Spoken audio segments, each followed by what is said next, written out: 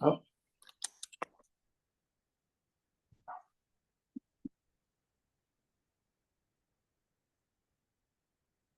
welcome to episode 123, our Valentine's Day edition of the Civil War Breakfast Club podcast. As usual, I'm joined by Mary, a woman who thinks I'm more stupid than Cupid. I am merely an empty chocolate box named Darren. Happy Valentine's Day, Mary. What? How are you? Think you're stupid. Uh, that is what it is. So what's Notice that going on? How are you? you're doing the intro for the second week in a row just because I just can't under pressure. Yeah. And in the time of love and relationships and stuff like that, we don't need that train wreck on such a No. joyous, happy holiday. So how are you? What's going on? Well, it's Valentine's Day tomorrow. We are recording episode 123, and it's a story I'm looking forward to talking to you about. But before we get to that, what are you drinking? Oh, thanks for asking. Hey, this is a special day for asking. I'm drinking, it's called Voodoo Ranger. It's called Juice Force IPA. It has absolutely nothing whatsoever to do with anything. I'm drinking it out of my Golden Girls mug because they're always talking about thank you for being a friend. And in the era of Valentine's Day, it's all about love and friendship. So that's why I'm going with this mug. So that being said, since I am a gracious host, and you stole my thunder a second ago by asking me first, but it's okay. Well, then you What are you? bitch if I What? don't ask you. Oh, here we go. So what are you drinking? I'm drinking Cashmere Hero, which is Revolution Brewing, which is a brewery out of Chicago. And I'm drinking out of my John Reynolds mug that I got at the Seminary Ridge Museum a few years ago. And that leads into our episode topic, which has to do with John Reynolds. Yeah, I mean, it does. For us, we're going to spend our Valentine's Day discussing star-crossed love and war and tragedy. But that's then again how we roll, I suppose. Of all the romantic and sad tales of lost love that occurred throughout the American Civil War, few compared to one between Union Major General John Fulton Reynolds and the mysterious Kate Hewitt. Now, this is a tale of clandestine love and secret engagement, one that really, for the most part, is secret. Even as of today, stuff still coming out. People are still talking about it and discovering new Mhm. details about this love story. Well, it was a licensed battlefield guide, Jeffrey G. Harding, a few years ago that discovered, along with some help, just, kind of probably what the true story was about it. And there's actually a book that you can get called Gettysburg, Lost Love, The Ill-Fated Romance of General John Reynolds and Kate Hewitt by Jeffrey G. Harding. Again, he's a licensed battlefield guide, but he made a lot of this discovery as to what, we now know to probably be the true story of John Reynolds and his secret fiance, Kate Hewitt. And I also think that's a reminder that, when you're doing history, that it can change. For a really long time, we thought the story of John and Kate was one thing, and we thought she was this one person. It turned out she wasn't. And that story has changed. And that's the cool thing about doing history is sometimes you uncover some evidence that changes something and changes the Well, story.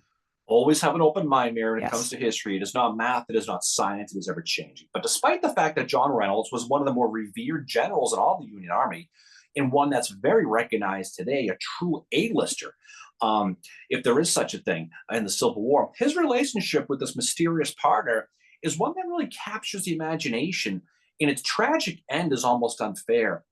Even at a time in a war when death is a daily occurrence, they were a couple that were clearly opposites in almost every single way as we go through it, but fate did bring them together. And when it did, it sadly also tore them apart. So everyone knows John Reynolds. He was born on September 20th of 1820 in Lancaster, Pennsylvania, which is about 60 miles east of Gettysburg, um, to his parents, John and Lydia Reynolds, right? Now, from an early age, the highly educated Reynolds, which he was, he's eventually will turn to a military education.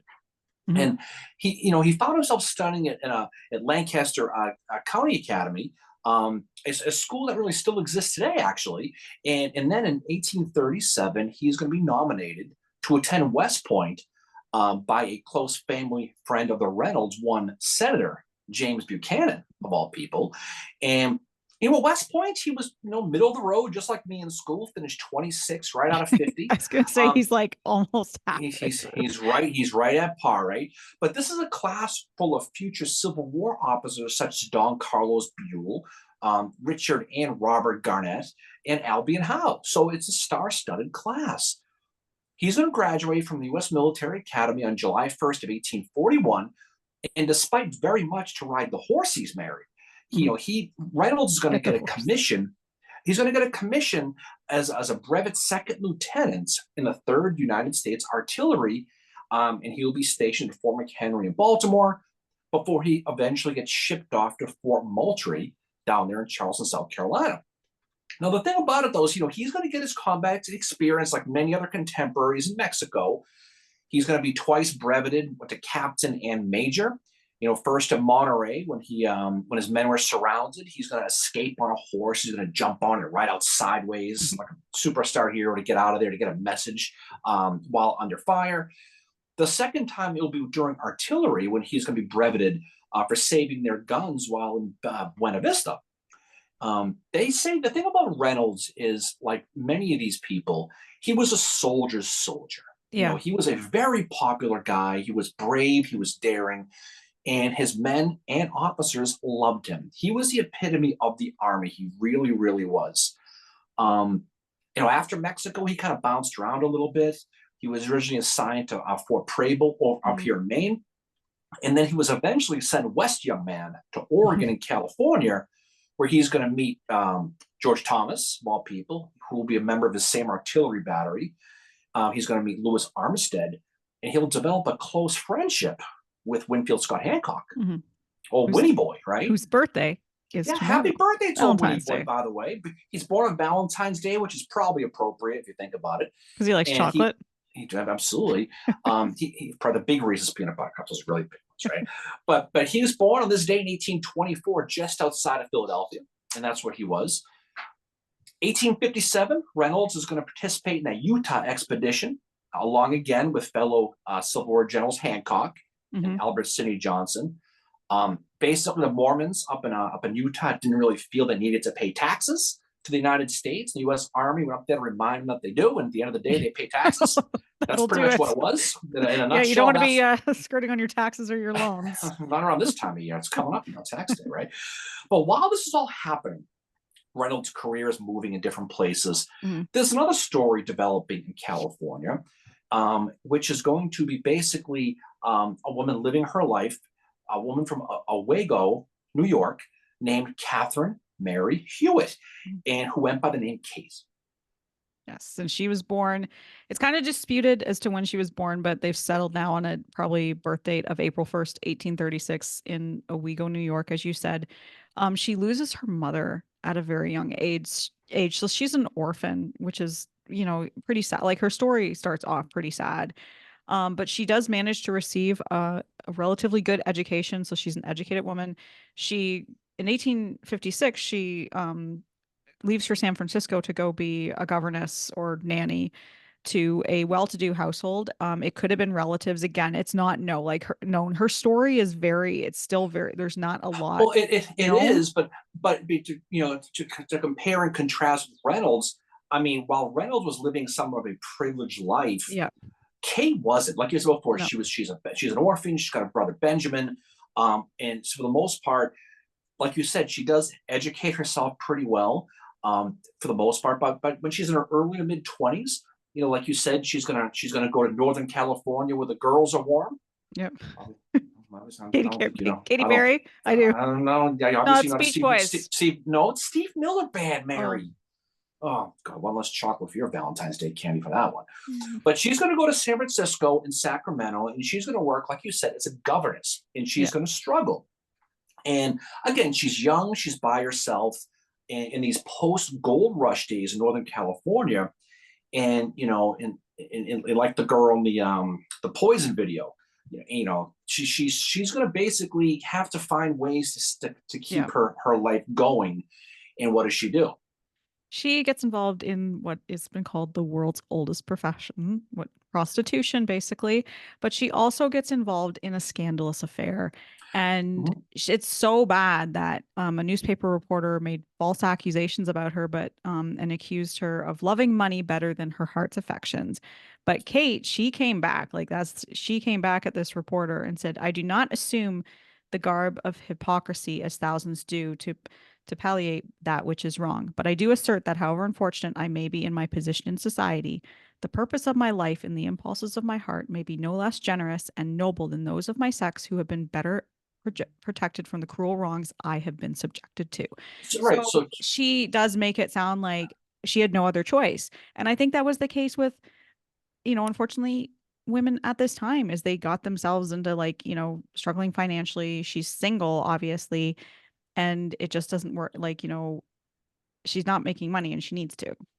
no, I mean, just picture me. She's young, and she's a prostitute. I mean, she is what it is. I mean, she's doing that, but she does get involved in some sort of very famous, or very, I don't want to say famous, but basically a rich dude in Yeah. California, and she has an affair with this guy. She does go by the alias Kate Wentworth, Yeah. so she did kind of hide her name a little bit. The newspaper did glom onto this story for her, and to your point, she absolutely had to defend herself, and she really wanted to rebut everything that was said and kind of rebuild her reputation. Her life from this point on is all about retribution and Mhm. fixing her life, and it's very Yeah. clear that she does. Her life is spinning out of control, and she felt the overwhelming need to redeem herself. This means starting new and moving back east to New York. So she's just going to say the hell with this. She's going to leave California. She's going to go east.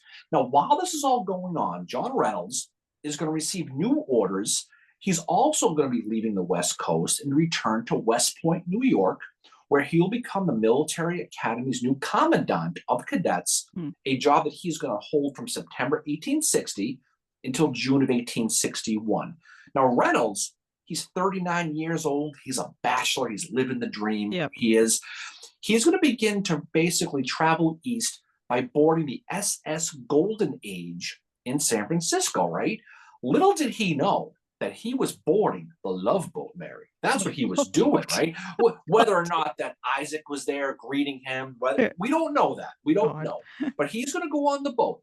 The details are unknown, but on this boat traveling east too was, guess who? Was Kate Hewitt. Mhm. Now, it's easy to use your Valentine's Day imagination, just picturing their first meeting, looking across the ocean, their eyes meeting, hearts are fluttering. Or maybe it's met in line for the bathroom, who knows? But at Yep. some point, the reality was they're going to meet on this boat, and letters from Kate to Reynolds' family later on, she talks about how they first met, but unfortunately, the details of the encounter just weren't mentioned. Yeah. So who knows? There are passenger lists though from this voyage, and it does list a Miss C. Hewitt and a Major Reynolds as passengers. So we do know that they were on the same boat together.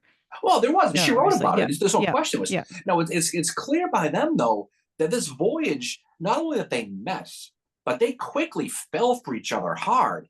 In the relationship between this up and coming Union general and this troubled governor's turned prostitute that was putting her life back together again. This is where the relationship started. They're going to move out. They're going to move east. They're going to change ships. And that final leg of their journey to New York is going to be aboard the SS North Star, which is kind of fitting because Yep. that's what Reynolds was. He was a rising North Star. That's Yep. exactly what he was. They're going to get to New York on August 13th of 1861, and the Civil War has begun at this point. But they knew at this point that their time was borrowed. They knew at Mhm. some point he was going to get the phone call, so they knew that this relationship was going to be brief.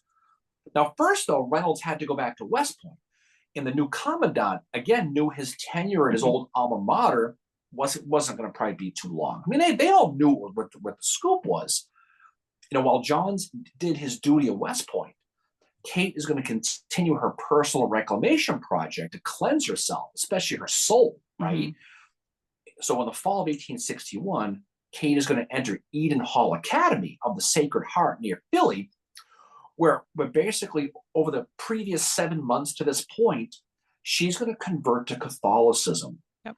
Now, all the while, her love for John, even in the separation, is growing stronger with each passing day. Yeah. Well, there was letters they wrote that the wax seal that Kate put on them had his West Point stamp. So by that point, they might have been engaged. She obviously had his West Point ring, which was would have been like a promise. Well, that's what she used for the stamp. Yeah. Yeah. Was the ring. Yeah. So, but even that, eventually, the day is going to come when John's going to get his orders to go off to war. And it was around this time, probably before Kate left for Eden Hall Academy, that left Eden Hall Academy rather, that they secretly became engaged. And it was clear, based on the letters, that when the war was over, they were going to get married. That was the Yeah. deal, right? I mean, that's how it sounds anyway. But again, it's up in the air. Now, Kate will leave Eden Hall Academy in July of 1861. So the engagement likely took place right around this time. He Yeah. probably did. Who knows if he sent a balloon gram or who knows what he did, right? Who knows? Maybe he did. Maybe one of those, those teddy bears, Yeah. Vermont teddy bears. You seen those, Mary? The Vermont teddy bears? No. But the thing about it, though, is one of the reasons for their secrecy was their religions. Now, nowadays, you look back at this, it's like, well, what's the big deal? Reynolds was a Protestant. Some sources list him as a Presbyterian, but whatever he was not a Catholic. Kate was a new Catholic. Back in the 1860s, Mary, I don't know if you know this, but a marriage between a Protestant and a Catholic, especially a prominent military officer, was forbidden. Yeah. It was very controversial. But regardless, they're going to get engaged, and they really, they couldn't wait for the war to be over, so they can marry each other and live out their days. Yeah. And it's not tough to imagine this. It's sad, but you think about how it all turned itself out. But you see how it was. Like you mentioned before, John is entrusting Kate with his West Point ring. Yeah. And so once they get engaged, and that's probably his version of engagement ring, if you think about it. Yeah. Well, I would think so. Like, who knows what his money situation was like? Like, he probably knows, said, right? "Will you marry me? Beat Navy." That's exactly what his line probably was as he gave her the ring, right? But for the most part, but you can see how that went. They both knew that war was a dangerous thing, and tomorrow is promised to nobody. So around this time, Kate is going to make this vow. Yeah, and this was found out because of a letter that John's sister Jenny explained it later on, that Kate had John's consent to enter a religious life should she lose him. So if he's killed in the war, she would become a nun, is what she has consent to do. And that's debated because it says, she said, was she going to go into religious order? Because it was never really a nun. It's never really it's not really. And that was something else too, that there's a parallel with McPherson's fiance, who actually hers was similar, where she never married after McPherson died. So there was not, so I think this was maybe a common thing in the Civil War that, the women would say, well, I'm not going to get married to anybody, or I'm just going to enter a religious life. And who knows what that exactly meant, becoming a nun or just, not getting married and just being religious. I mean, who knows? But, while the war is progressing, Reynolds' star is going to continue to rise, and he's going to receive a bunch of assignments quickly. So real quick, we'll talk, everybody knows John Reynolds, but there's some cool details about Reynolds. August of 1861, Reynolds is ordered to the Union's coastal defenses on the outer banks of North Carolina, Cape Hatteras. But before long, General George McClellan is going to change his orders. August 20th of 1861, he's going to be named Brigadier General. It was given the 1st Brigade of Pennsylvania Pennsylvania Reserves, the 1st, 2nd, 5th, 8th, and 13th under George McCall's division in the 5th Corps under Fitzporter. Now, Reynolds was a staunch Unionist. And we got to talk about this, Mary. He was not an abolitionist. Okay, he wasn't. Okay, he's fighting to save the Union and considered abolitionists a problem. He did. When John Brown was hanged, Reynolds, his quote was, "If a few more abolitionists striped were hanged, it would effectively stop the agitation for a time." That's the quote he had. So it doesn't mean anything more than the fact that he's fighting for his country. He wasn't fighting for social issues. He was fighting for the country. But that's like a lot of them were as well. Like that's how General Sherman was as well. So they're not, and I think it's a good thing to mention about them, that this was kind of Sherman. Look at that right there. Jeez. For our viewers on YouTube. Happy Valentine's Day. Drawn by General Ling. How you doing? Exactly. Anyway, but the thing about it though is his Pennsylvania men would they're going to see battle in the summer of 1862. It's the 7 Days Battle at the Battle of Gaines Mill. In June 27th of 1862, Reynolds has that experience, that embarrassment that's going to take place. Oh, he falls asleep. While his brigade is covering the rear guard of the Union Army as they're retreating, Reynolds is going to take a nap under a tree at Botswana Swamp. And while he slept, his men, they left him behind. What? And so he's going to awake and he's going to look up. And the first face he's going to see is General D.H. Hill staring down at Who him. was a friend of his. Who's a friend. He's going to be famously quoted saying, "John, these are the fortunes of war, but you are my prisoner." I can't And then, imagine what Reynolds said to him. well, he probably didn't like that too much. Reynolds is going to get shipped off to Libby. He's going to be shipped off to Libby Prison in Richmond, where he's going to be exchanged not long after, actually, on August the 15th. He'll be exchanged for Confederate General Lloyd Thielman, who had been held in Fort Warren here in Boston, Mary, since his capture of Fort Henry in February of 1862. So he's going to get exchanged pretty quickly.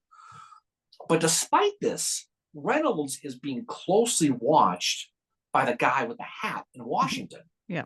Abraham Lincoln, if you've heard him. Whose birthday was yesterday. His birthday was yesterday, as a matter of fact. Reynolds, or Lincoln rather, for whatever reason, was taking a shine to Reynolds. He just did. So by the fall of 1862, Reynolds is going to be promoted to Major General, and then he'll be given command of the First Corps of Volunteers, right? Now, despite his corps remaining back in Fredericksburg during the Battle of Chancellorsville, Lincoln basically offered command of the Army of Potomac to Reynolds to replace Joseph Hooker, and it just didn't happen. Reynolds I think his reasons for it, I mean, it's still disputed what his reasons for, but one of the theories is that he basically said to Lincoln, can you give me full control of the Army of the Potomac? In other words, stop, he kind of saw Lincoln as meddling. He'd seen what had happened to, I think he'd seen what had happened to McClellan, what had happened to Burnside. And now, Hooker is clearly not going to be in command for much long, but he says, can you give me full control? And Lincoln's like, I'm not willing to. And Reynolds is like, okay, then I don't want anything to do with this. That's one of the stories behind. It's not 100% known, but that is one of the stories behind why he refused the command. I mean, think about it. He's seeing firsthand Burnside and Hooker being poked around by Halleck and Stanton and Lincoln like a little puppet, and he sees their reputation being sullied. Burnside, his name is, watch it now, Mud. See what I did there, right? And then Hooker is getting ripped apart politically, and he's like, things are going pretty good for me. I don't know if I really want this bad job. I think I'm cool.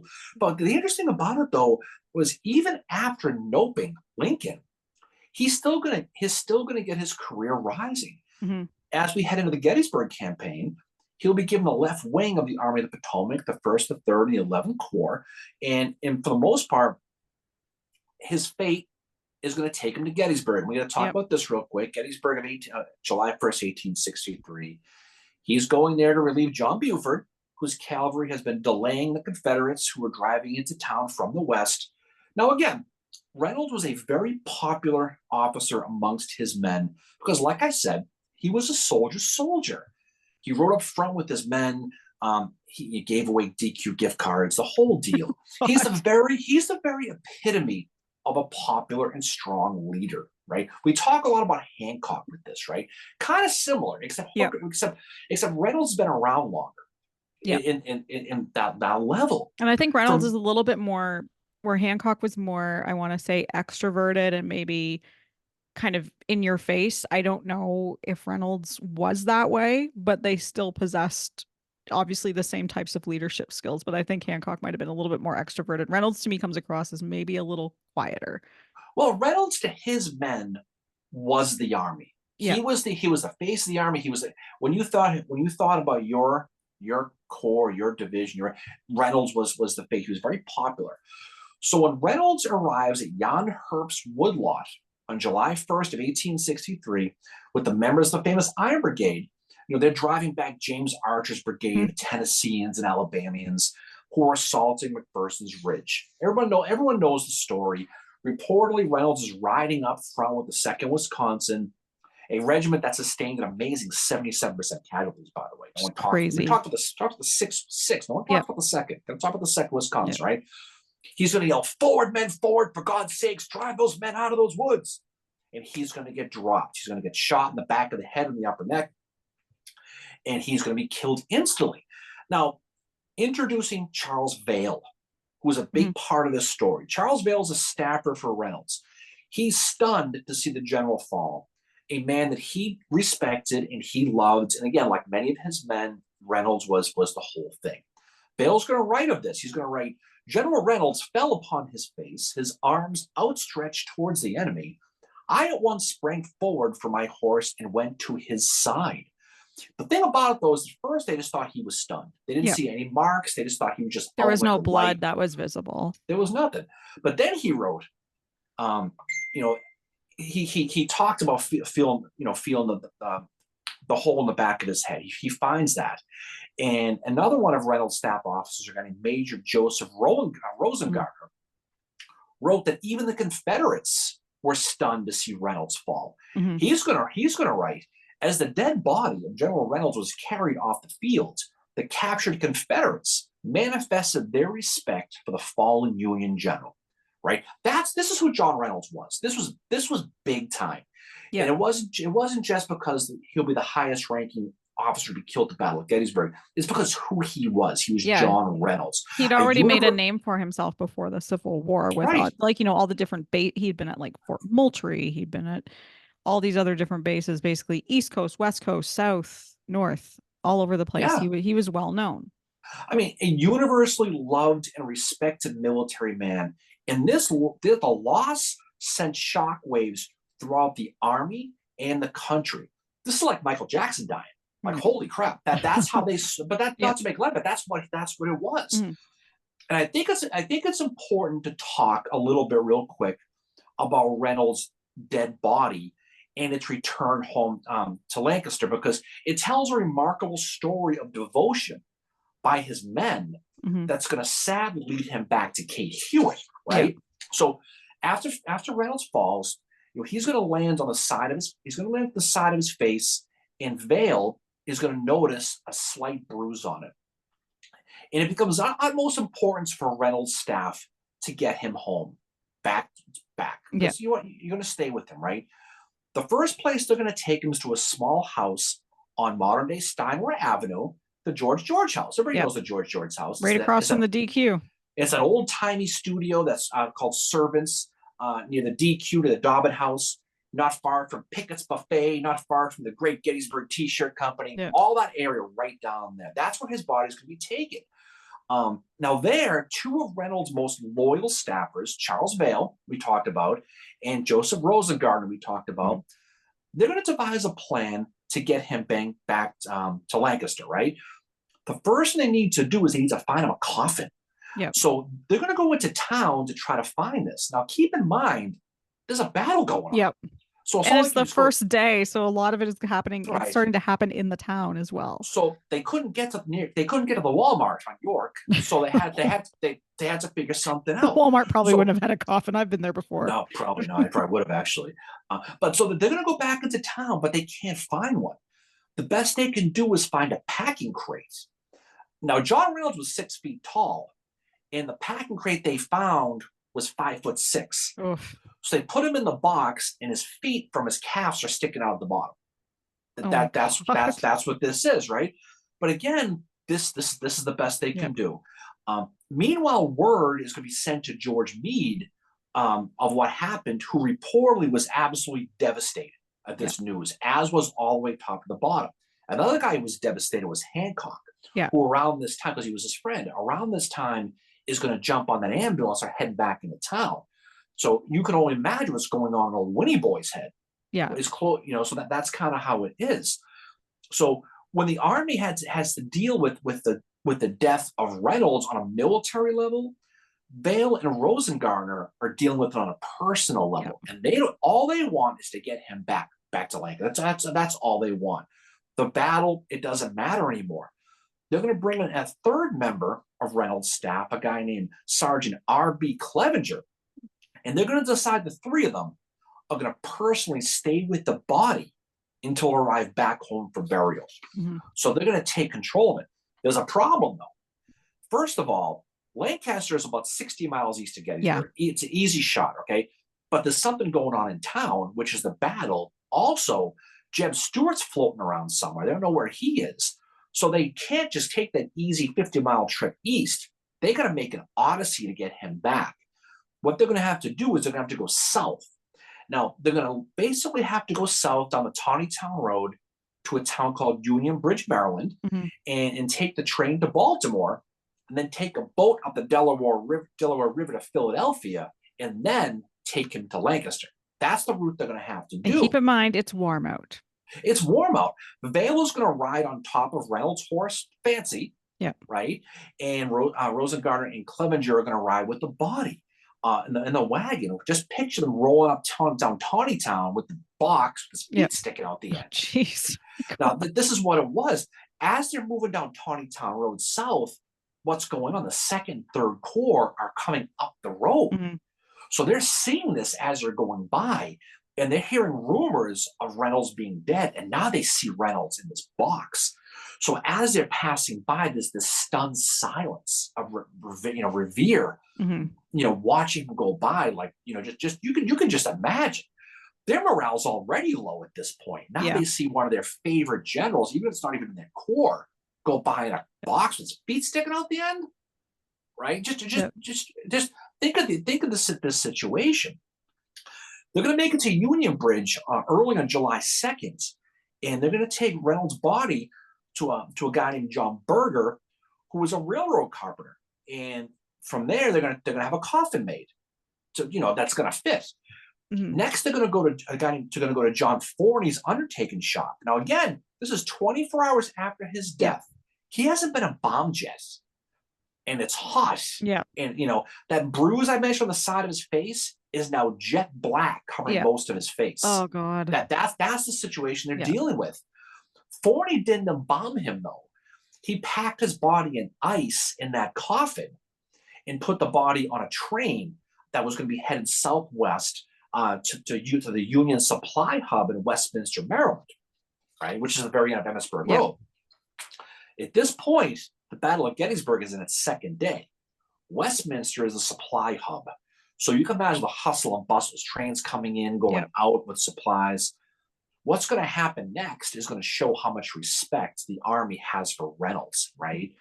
On orders of Railroad Chief Herman Hopps, he is going to basically order all the Army trains to move aside at this moment, Wow. so Reynolds' body can pass through quickly on the way to Baltimore.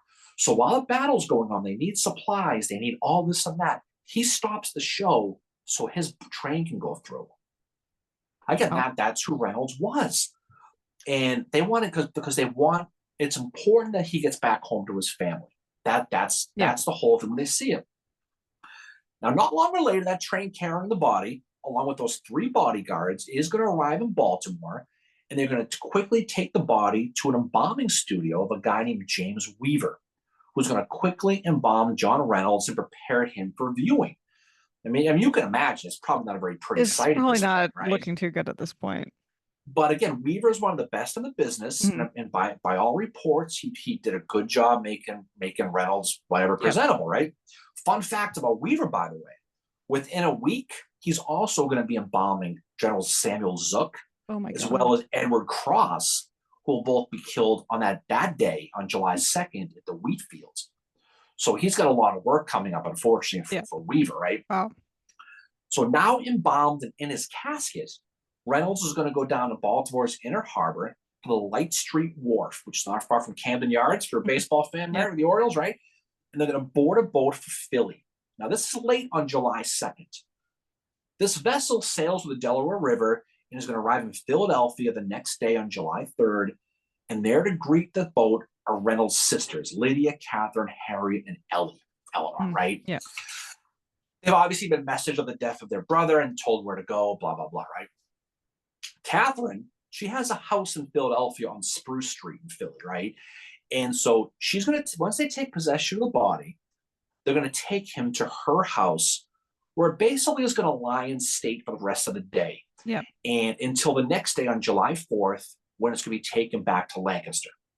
Reynolds' 3 stabbers, Clevenger, Vale, and Rosengarten, they're still there and they're refusing to leave the body until he's buried. They're going to stay with their man. Now, while John Reynolds' body is lying in state at his sister Catherine's house, they hear a knock on the door. Knock, knock, knock. And when they answer it, they're going to get a surprise of a lifetime. Yep. It's none other than Reynolds' secret fiancee, Kate Hewitt, at the door. The 27-year-old Kate who's going to introduce herself as John Reynolds' fiance. Now, again, for the sisters, this was a stunner, absolute stunner, because they probably hadn't been asked to be bridesmaids yet. They're probably mad at that moment, right? But you can only imagine, because they had no idea their brother was involved with anybody. When so suddenly, suddenly that's you're finding all of this out. So naturally, she wants to see John's body, and so immediately they take her to him. Now, the thing about it, it's rumors how Kate found out about the death. Yeah. There's one school of thought that says she read it in the newspapers on the 2nd. And it's very possible. There's another stream of thought that she was told of the death by Hancock. Interesting. Because Hancock would have been the only guy realistically that Reynolds would have told, and he probably would have kept it quiet. And there's some debate about that, but some people think that Hancock found out, had sent a message to her, that he knew what was going on. I could see that happening, right? And others think that she just read it in the newspaper. But again, what's great about this story is so much is still coming out about it. Yeah. Right. This is like this just happened. So Kate is going to begin to tell these sisters about how they met back in California, how she converted to Catholicism in 1861. But despite the religious differences, again, these people are Protestants. Kate's a Catholic. They greeted her like family, like they were warm to her. Yeah. And she immediately became greeted by the Reynolds family. She became basically one of them. Ellie Reynolds, she's going to write to brother William, a captain in the United States Navy, saying, she seems like a very superior person. With all the regret that he, John, had not told some of us about her, that we had not known her, yet we are happy she came and had all the comfort that we could offer her. Sometimes these quotes refer to her as Jenny for some reason, which is weird because I don't think he had a sister named Jenny. No. But who knows? Maybe it was a nickname.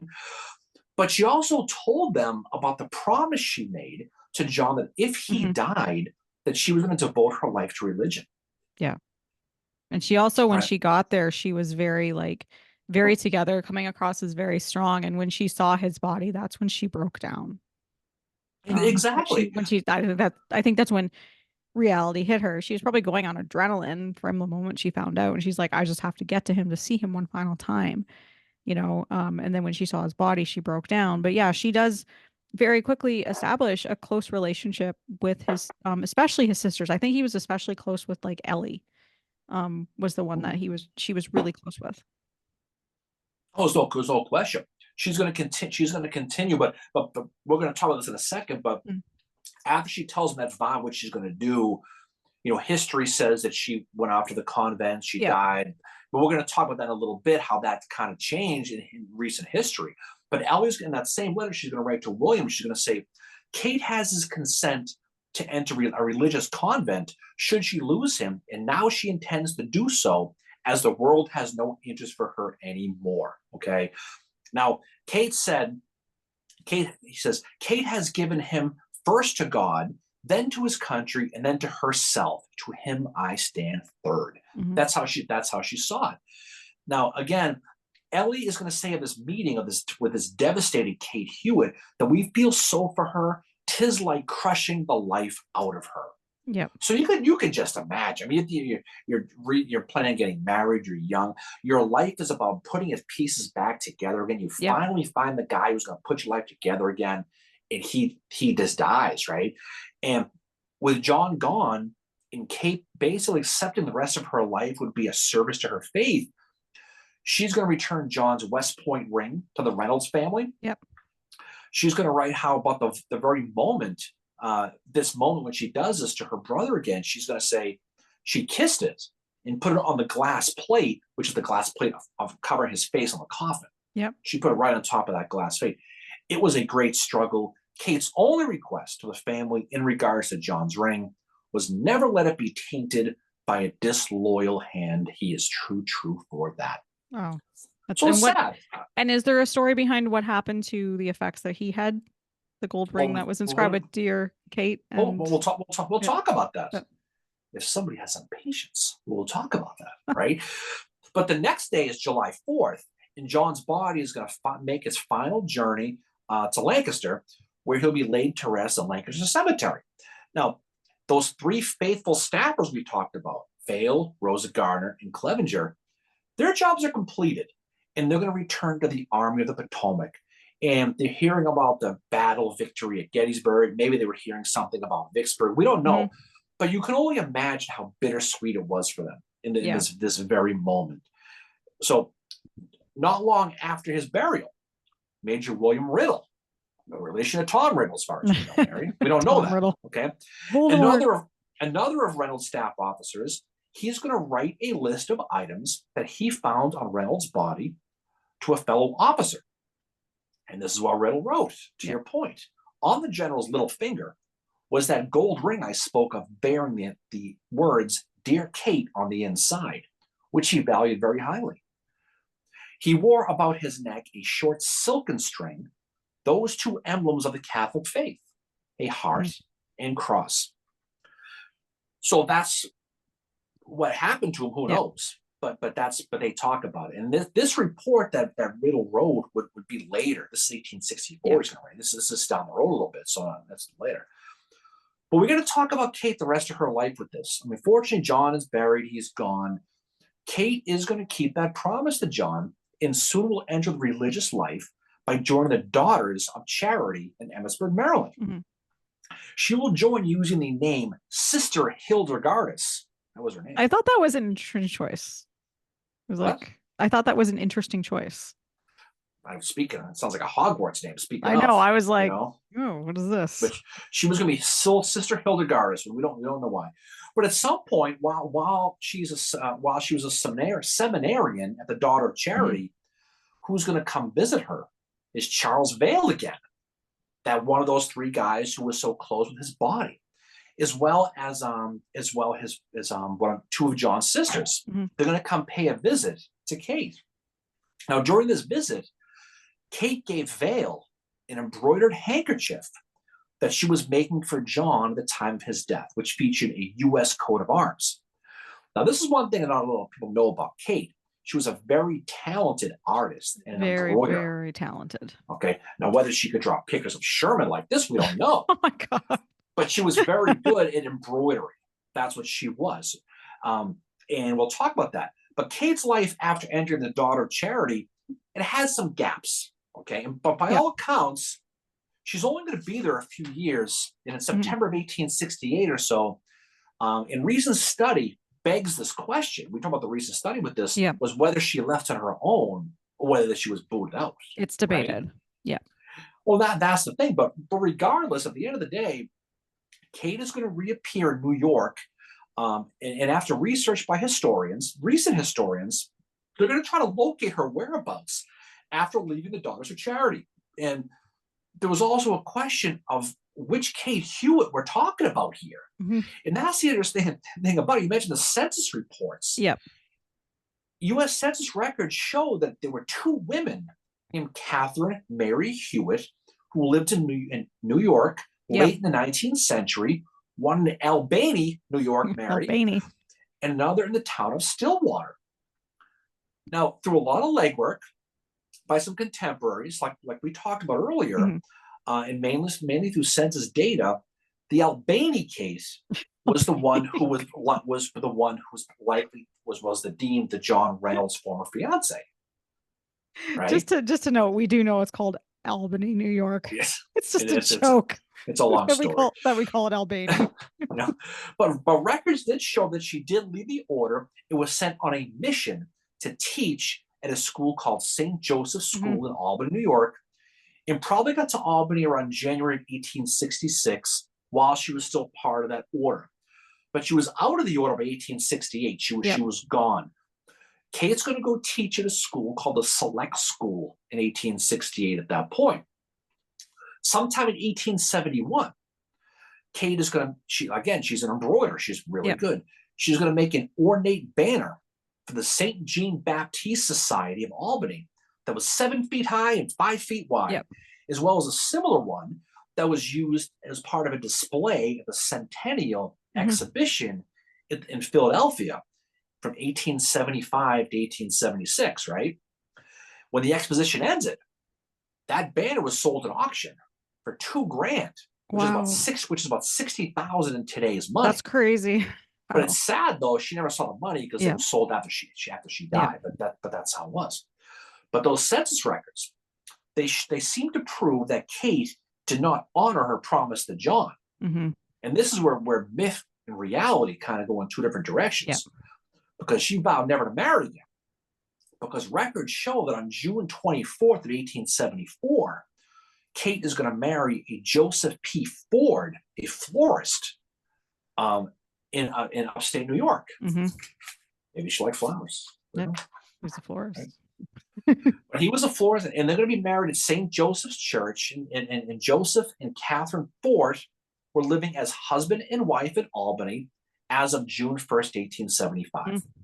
So all the stars line up that this is Kate Hewitt. So Yeah. she did dedicate her life to religion, but something happened and it just didn't take. And Yeah. whether she left on her own or whether she was booted, she's going to leave. She's going to meet Joe Ford, with the P, by the way, Yeah. and she's going to end up marrying him.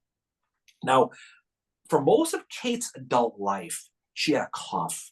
Yeah. She had basically kind of like walking tuberculosis. Yeah. Reynolds' sister discusses that even when she knew her, that she had like kind of a nagging cough. And it, yeah, as you said, it's suspected to be tuberculosis, which at that time was deadly. It was, and once you got it, you didn't. It wasn't usually a Yeah. happy ending, but it did get significantly worse heading into 1876. According to census records, Kate Hewitt Ford died on October 6th, 1876, and her obituary describes her as a lady of high abilities, an earnest and consistent Christian, as well known and highly respected. It also listed the cause of death as consumption, which is tuberculosis. So Yeah. again, it makes sense. Now, soon after her death, that banner I mentioned in Philadelphia, it won a special award. It was given to her.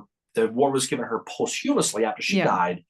So she didn't enjoy the satisfaction of it, nor did she enjoy the satisfaction of that $60,000 in today's money. No. She was gone at that point. And she was also 39 years old when she died, which is the same age that John Reynolds was when It was. when they met. Life can be circular, Mary, no Yeah. question about that. Kate lists her obituary lists her burial at St. Agnes Catholic Cemetery in Menands, Albany County, which by happenstance is also the same cemetery where many of those sisters who taught at St. Joseph's are Yep. also buried. Fact, that doesn't mean anything, but it's just Yep. kind of whatever. It's an interesting point, like, that this probably is John Reynolds' Kate Hewitt. It was. But for years, though, many thought the other Kate Hewitt, the one from Stillwater, New York, was John's fiance. If you go onto places like Find a Grave, you'll still see the wrong gravestone, Yep. right? But recent study has gone a long way now into finding out what happened to the real Kate after John's death and after she left the religious order. That's why it's always important to keep studying, like you said earlier, because stuff comes out. Yeah. Now, it's easy to read around Valentine's Day the story of John Reynolds and Kate Hewitt and feel sad about the fate that separated them. But it's also easy to see how much impact they had on each other, if you really think about it. For John, a rigid military man, Kate offered him a future, and after the war that he clearly looked forward to. And for Kate, if you think about it, he offered her what? He offered her redemption from a life that she felt was one that she lived very unvirtuously. And her honoring that vow to join that religious order, if he died, was one that she followed through on. So though she did eventually find love again and move on and marry, it's hard to imagine that she didn't spend her entire life after July 1st of 1863 wondering what if. Yep. Right. And that what if is the saddest part of the story. Exactly. No doubt about it. And it's like thousands of other of these stories in the Civil War. And Reynolds is remembered today where she's buried because there was some funds raised a few years ago to put a marker on her grave, and it says in memoriam Catherine Hewitt Ford, April 1st, 1836 to October 6th, 1876. Devout Christian, loving wife of Joseph B. Ford, one-time fiance of Major General John F. Reynolds, who was killed in action at the Battle of Gettysburg. So he is still part of her history. So in a way, they're still kind of tied together in that way. But as we said, this is one of many stories. You have McPherson, who is killed, like James B. James B. McPherson, who was killed at the Battle of Atlanta. He had asked for leave from Sherman to go marry his fiancee, and Sherman had said no. And he ends up getting killed, and his fiancee will spend a year in mourning, locked in her room.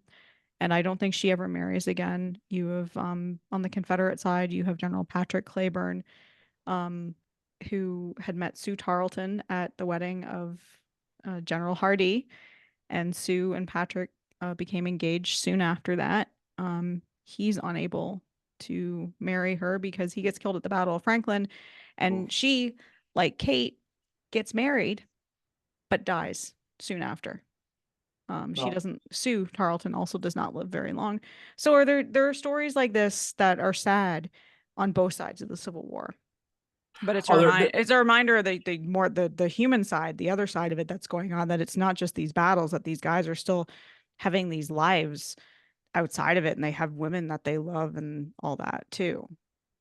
at the end of the day, these are all people. They're all humans. They've all got dreams. They've all got loves. They've all got aspirations. Mhm. They've got everything like anybody does nowadays. So when you look at these folks and you study them and you see those old crusty black and white pictures, and you see the tintypes, there's always a story. Always look at the eyes, Mary. Yeah. Always look at the eyes. The eyes Well, tell the story. well, it's And like you that's the said in that in our episode at Hiram Granberry, right. that famous picture of him. When that was taken, he had found out about his wife and that she was terminally ill. And Yeah. you can see the sadness in his eyes, right? Yeah. So it's these human stories, that are just as much of the Civil War history as the battles are. Absolutely.